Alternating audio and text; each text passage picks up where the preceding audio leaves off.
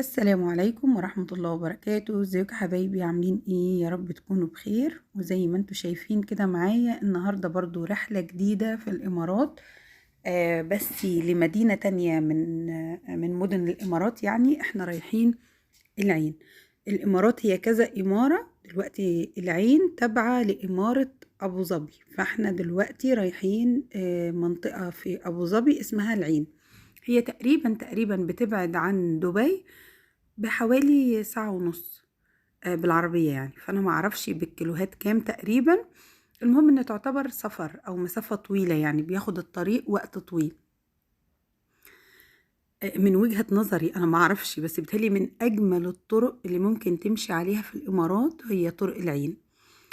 الطريق بيبتدي الأول لعند آخر دبي تقريبا، بيبقى زي ما انتوا شايفين كده صحراء يمين وشمال.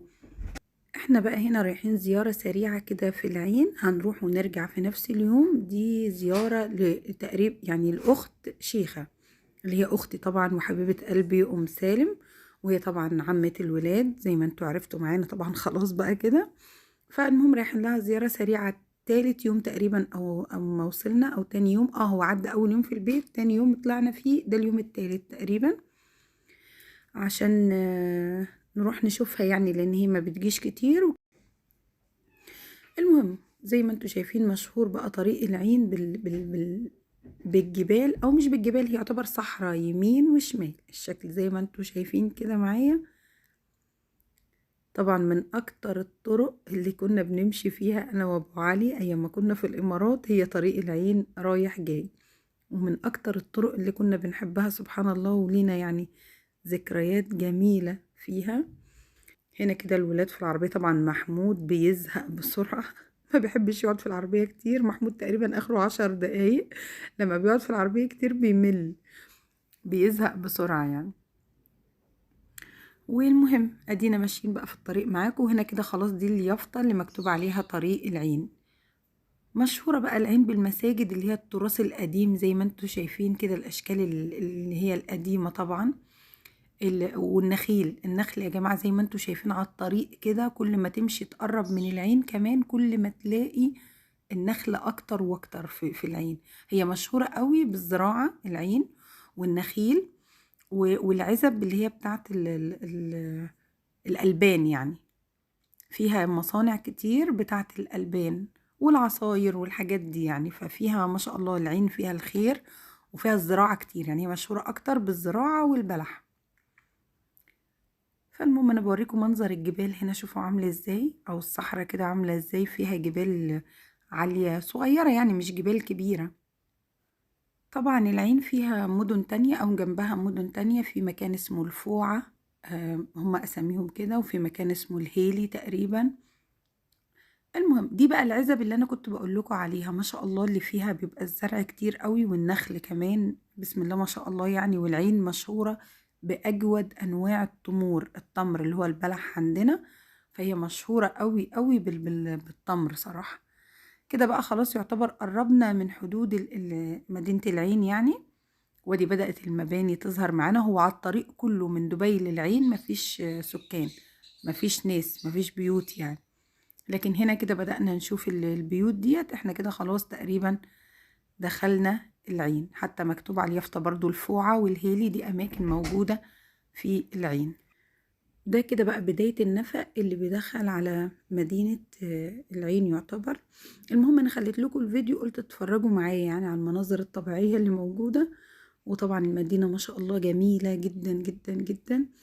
فقلت تشوفوا بقى حاجة كده من مظاهر الإمارات والجو بتاعها بيبقى عامل ازاي. طبعا احنا هنا رحنا متأخرين، احنا طلعنا من البيت تقريبا بعد العصر. طلعنا وصلنا هناك تقريبا على أذان المغرب كده. فعشان كده الوقت تحس ان هو ايه متأخر يعني. احنا ما طلعناش الصبح بدري، الكلام ده متأخر خالص. وكده بقى زي ما انتوا شايفين يعتبر احنا دخلنا بقى كده قلب المدينة من جوه. برضو العين مشهورة قوي بالخياطين، اللي هم الخياطين اللي بيخيطوا الهدوم. فيها خياطين حلوين قوي. وفيها كمان من ضمن الأماكن السياحية فيها حديقة حيوانات جميلة وكبيرة. بس احنا للأسف طبعا رحنا في اليوم ده متأخر. ان شاء الله لو في نصيب ورحنا تاني اصور لكم فيها، لو ما فيش نصيب يبقى ايه السفرة اللي جاية ان شاء الله. آه وبرضو من الاماكن السياحية اللي مشهورة في الامارات جبل حفيد. الجبل ده اسمه كده جبل حفيد، من اعلى تقريبا القمم، اللي انا مش متأكدة من المعلومة بس هو تقريبا من اعلى الجبال اللي موجودة في الامارات. وعاملين فيه زي طريق بالعربية بتمشي عليه لعن ما توصل لقمة الجبل من فوق، وفي بقى فوق هناك أماكن بتقدر تقعد فيها زي كافيهات زي مطاعم تقريبا يعني. طبعا أنا ما طلعتش المكان ده من 9 سنين، فده اللي أنا فاكراه من 9 سنين، دلوقتي بقى معرفش فيه إيه يعني. إن شاء الله برضو هتشوفوا معايا، أنا مصوراه من بعيد. بصوا هو الجبل اللي هناك ده، والعين مشهورة كمان عارفين عندنا في مصر بيسموها ايه الصينية اللي هي اللي بين الطرق. هنا بقى اسمها دواوير. دواوير يعني الصينية كده اللي هي بتلف عليها العربيات بين الشوارع. فالعين برضو مشهورة بالدواوير بتاعتها، ان فيها يجي 100 دوار يعني كتير قوي. بصوا بقى الجبل ده كده منظره من بعيد. النور اللي مبين قدامنا ده النور اللي بتمشي، ده الطريق اهو زي ما انتوا شايفين كده، ده الطريق اللي بتمشي عليه العربيات عشان تطلع فوق الجبل من فوق. صراحة الرحلة فيه بتبقى ممتعة، بتبقى جميلة جميلة جميلة يعني، والقعدة فوق أكيد طبعا بتبقى حلوة، وأكيد دلوقتي أحلى وأحلى. فالمهم بصوا بقى منظر الخضرة في العين، صراحة ما شاء الله. بلاد حلوة يعني. بصوا برضو الصينية دي او الدوار ده في الجدي ده، انا مش عارفة المهم هما بيسموه ايه. فبصوا هما حاطينه في النص كده. كده احنا خلاص يعتبر قربنا على البيت، وكل ما بنقرب على البيت كل ما بنقرب على الجبل اكتر واكتر، لان بيتها تقريبا قريب جدا من الجبل حفيد ده. ادي الجبل من قريب ما شاء الله يعني. وكده خلاص قريبين جدا من بيتها. وكده بقى زي ما قلت لكم احنا خلاص دخلنا يعتبر على البيت بتاعها، ده شارع بيتها يعني. مشينا هنا، دي الحديقة اللي قدام بيتها او الجنينة زي عندنا، فقلت اوريها لكم. نزلت حنونة قالت عايزة اخد لفة فيها، فقلنا تمام مش مشكلة. بصوا بقى ايه ده منظر الجنينة اللي في وسط البيوت او في قلب البيوت يعني للاطفال الصغيرين. فنزلنا بقى ايه اوريكم منظر الجنينة من قريب، وحنان طبعا نازلة تجري عايزة تشوف الجنينة ما شاء الله يعني. هم عندهم نظام حلو قوي، كل الاماكن بين شوية بيوت كده بيحطوا او بيعملوا زي جنينة فيها العاب للاولاد. طبعا دلوقتي عشان الشتاء والجو حلو، فالولاد بيطلعوا يعني يلعبوا فيها. طبعا في الصيف بتبقى حر جدا جدا، فما حدش بيعرف يطلع. حنان جريت بقى كده خلاص، كنا المغرب يعني، كان المغرب بيأذن ساعة ما وصلنا كده. حتى ما كانش في حد بره خالص من الشارع، في الشارع اقصد من الولاد الصغيرين. وده كده بقى شكل الجنينة زي ما انتوا شايفين معايا. دي القعدات كده، ودي المراجيح، والبتاعة الحمرة دي زي نطيطة كده في النص الولاد بيقفوا وينطوا فيها. وفي زحليقة او في المهم يعني العاب ايه كتير. وحنا نزلت بقى مبسوطة قوي وعايزة تتمرجع بأي طريقة يعني زي ما انتوا شايفين. وهنا كده بقى كنا وصلنا البيت ودخلنا وسلمنا ودي بقى ايه الضيافة بتاعتنا كده عند اختي ام سالم، الله يبارك فيها، ومشكورة جدا جدا جدا على الضيافة. وربنا يبارك فيكي يا ام سالم يا رب ويحفظك واتبسطنا جدا معاها والله، والواحد كان فرحان من قلبه من جوه. وصراحة يعني ما قصرتش معانا خالص، عاملة لنا كيكة بايديها اللي هي كيكة براونيز. صراحة تحفة دي، مش ممكن، طعمها رهيب رهيب رهيب. ان شاء الله هبقى اخد الطريقة منها، وان شاء الله باذن الله اعملها لكم. وده علي ومحمود طبعا مكسوفين، بعد كده اخدوا على الجو وانطلقوا في الدنيا. بس بصراحة تسلم ايدها وربنا يبارك فيها ويخلي لها اولادها، اللهم امين يا رب. وشكرا يا حبيبة قلبي على حسن الضيافة وعلى الاستقبال وعلى الحب وعلى الكرم وعلى المقابلة وعلى كل حاجة يعني. المهم هي أم سالم عارفة انها غالية عندي وحتة من قلبي من جوه، ربنا يبارك فيها ويخلي لها ولادها. وطبعا الست حنونة، وانت طبعا كمان، ومحمود طبعا كمان بيقول لي وانا طبعا كمان. وحنونة هي كان نفسها تكلمكم هنا على السلحفة، بس هي بره دلوقتي مش موجودة، فيلا بقى انا سجلت الفيديو وهي مش موجودة. كانت مبسوطة بالسلحفة دي مش قادرة اقول لكم قد ايه. وده هنا عملنا شاي احمر كمان. قلنا ايه نشرب بقى شوية، طبعا هما بيعملوه من غير سكر، فانا السكر لازم اشرب الشاي بالسكر. وهنا كلنا ضيفنا، ربنا يبارك فيها ويخليها يا رب.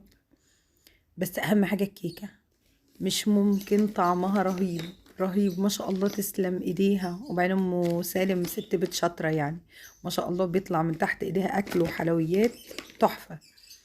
واحلى كوباية شاي.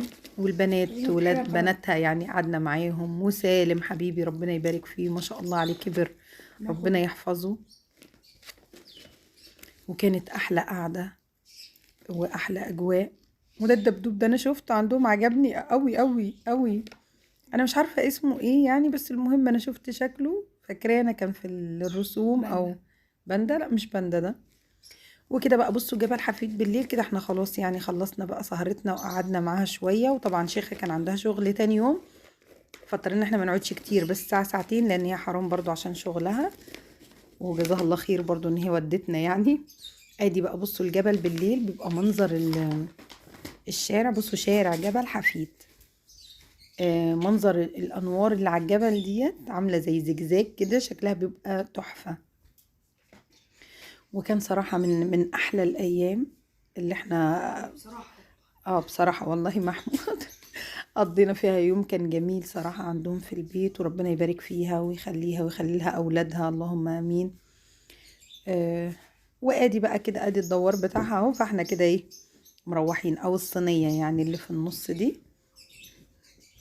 وكده بقى احنا قصدنا طريقنا بالسلامة وراجعين على البيت. وادي بقى طريق العين اللي احنا كنا ماشيين فيه من ساعة، دلوقتي راجعين له تاني. المهم انا نسيت اقول لكم عن حنان والسلحفة، كانت مبسوطة جدا جدا. انا حنان بنتي بتحب الحيوانات موت، بتحب القطط والسلحفة والعصافير المهم يعني كانت مبسوطة قوي وعاشت حياتها يعني مع القطة. مع القطة ايه مع السلحفة. وده كده بقى طريق العين اللي خلصناه بالسلامة. والطريق بقى واحنا ماشيين كده كانت نزلت الشبورة، او هما بيسموه ضباب. ضباب اللي هي الشبورة عندنا، اللي هي بتعمل يعني ان بتخليك ما تبقاش شايف الطريق كويس. فاحنا الحمد لله ربنا ستر، وان احنا طلعنا برضو ايه من وقت يعني شوية بدري، عشان خاطر ايه ما يبقاش الشبورة دي مؤثرة علينا في الطريق يعني. هنا خلاص كده يعتبر دخلنا الامارات ايه، دخلنا دبي، رجعنا كده دبي تاني. كان حوالي تقريبا الساعة 11 بالليل. ف خلاص يعني قربنا ان احنا نوصل البيت. والمهم ايه برضو شيخة قالت تروح تجيب للولاد ايه عشاء يعني يتعشوا. المهم ايه فضلت تسألهم عايزين تتعشوا منين منين منين. المهم قال لها خلاص عمو اللي انت تختاريه يعني اللي نفسك فيه. المهم دخلنا هنا مول اسمه مول كيو 1. هنا الولاد نزلوا لفوا فيه لفة من جوه يتفرجوا، وهي طلبت لنا شاورما يعني محل شاورما جديد فاتح في المكان ده. فهي طلبت منه ليهم دلوقتي هيجي، انا مش فاكرة اسمه بس هيجي دلوقتي معانا يعني. ودخل الولاد بقى يلفوا لفة ايه في المكان كده. تقريبا محمود وحنان اهو مول كيو 1. المول حلو قوي، في قعدات بره زي ما انتوا شايفين، وفي كمان اماكن جوه تقدر تدخل المول من جوه يعني ايه تتفرج فيه. وادي هنا كده بقى خلصنا وايه وطلبنا الاكل يعني، وقلنا هناكل في البيت. ده كيس، ده اسم المطعم بتاع الشاورما اسمه شاورما فاكتوري، او مصنع الشاورما. فاكتوري دي يعني مصنع، فالمهم اسمه ايه مصنع الشاورما او شاورما فاكتوري. اخدنا بقى الاكل وطلعنا على البيت، عشان خاطر ايه قلنا هناكل في البيت يعني مش هناكل في العربية. وخلاص كده وصلنا يعتبر بالسلامة. طبعا ده مكان اسمه سيتي سنتر مردف. مردف ده قريب قوي من الراشدية. ده ايام انا وهاني لما كنا هنا كان لسه مفتوح جديد يعني. اتفتح ما قعدناش شهر شهرين ثلاثة كده ورجعنا مصر تاني. ف حلو يعني، كنت بروحه اخر ايام ما كنت موجودة في الامارات، كنا بنروح نشتري منه حاجات للبيت وكده. ودي بقى الشاورما. بصوا بقى، هو العيش بتاع الشاورما من بره او الخبز بتاعها من بره معمول بقى فيه بالزعفران تقريبا، وفيه بال اسمه ايه يا رب انا نسيت اسمه.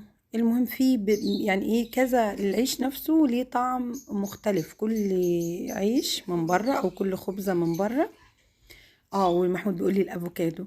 الافوكادو ده الاخضر، الاصفر ده تقريبا زعفران، الوردي ده والله ما عارفه بالبنجر ولا بايه، المهم لونه وردي. والطعم من جوه كمان مختلف، يعني في شاورما كانت فراخ، وفي شاورما لحمه، وفي شاورما والله ما عارفه سجق او سوسيس حاجه زي كده. المهم كان طعمها حلو. هنا بقى كده كنا وصلنا البيت وبدأنا كل واحد يطلع ياخد طبق يعني، ويحط فيه بقى اللي هو ايه هياكله. طبعا جاي معاها بطاطس وجاي معاها صوصات بقى مختلفة مع البوكس ده كامل يعني كده. ادي بقى الولاد وصلنا وغيروا هدومهم وقعدنا بقى عشان ايه نتعشى. وكده بقى نبقى وصلنا لنهاية الفيديو. يا رب تكون الفيديو النهاردة عجبكم. سامحوني برضو هو كان كده ايه الطريق وكده، بس انا قلت اعيشكم معانا اليوم وتشوفوا الاجواء اللي احنا فيها، وتستمتعوا معانا بالامارات كده، وتشوفوا برضو مدينة العين وتتبسطوا بيها. وشكرا ليكم، يا رب تكونوا استمتعتوا معانا. ما تنسوش تشتركوا في القناة وتفعلوا زر الجرس.